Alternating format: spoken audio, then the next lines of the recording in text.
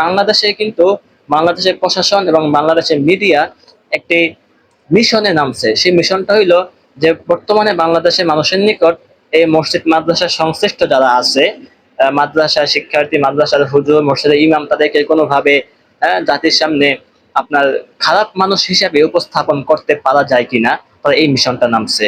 যেমন আপনি একটা নিউজ দেখছেন যে 10 বছরের শিশুকে ধর্ষণ চেষ্টায় ইমাম গ্রেফতার। আপনি যদি তার চেহারা দিকে তাকান তাহলে আপনি বুঝতে পারবেন এতের মতো লোক কখনো ইমাম হইতে পারে না। এতে চেহারা দিকে, তার পোশাক দিকে কি কখনো মনে হয় এতে ইমাম? তাহলে ক্যাপশনে কেন ইমাম লেখা হয়েছে, এটা প্রশ্ন জাগতেই পারে আপনার। কিন্তু আপনি তো সেই প্রশ্ন আপনার বিবেকের মধ্যে আনবেন না। আপনি ইমাম এই লেখাটা দেখার পরেই আপনি মসজিদে ইমাম সাহেবকে একটা গালি দিয়া কমেন্ট বক্স ভরাই ফেলবেন। প্রকৃতপক্ষে এই বেটার নাম হইল ইমামউদ্দিন।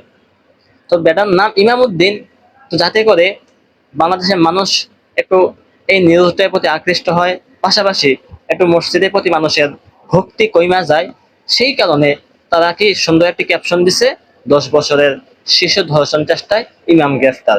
প্রকৃতপক্ষে সে ইমামের কেউই না, তার নাম হলো ইমামউদ্দিন। আপনি আরো একটা ফটো কার্ড দেখবেন যেখানে চাচাতো বোনকে ধর্ষণ ও হত্যা মামলায় চাচাতো ভাইকে মৃত্যুদণ্ড দেওয়া হয়েছে। হ্যাঁ, এই যে আসামির দিকে যদি আপনি তাকান তাহলে আপনি দেখতে পাবেন এই আসামি টুপি পইরা আছে। আপনার কি মনে হয় এই আসামি কখনো নামাজ পড়ছে? এতে যে একটা অবস্থা, এতে প্যান্ট শার্ট পরা, এতে মাথা চুলের দিকে তাকান, কি একটা কাটিং দিয়ে রাখছে। এতে কখনো টুপি পড়তে জানে না। এতে জোর করে টুপি পরাই দিছে যাতে করে মানুষ মনে করে ধর্ষক হইলো টুপিওয়ালা, টুপিওয়ালারাই ধর্ষক।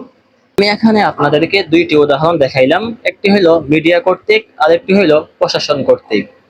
সুতরাং বোঝাই যায় এই মিডিয়া এবং প্রশাসন দুইটা মিল্লা এই মাদ্রাসা এবং মসজিদ সংশ্লিষ্ট যারা আছে তাদেরকে জাতির সামনে খারাপ মানুষ হিসেবে উপস্থাপন করার একটি মিশনে নামছে।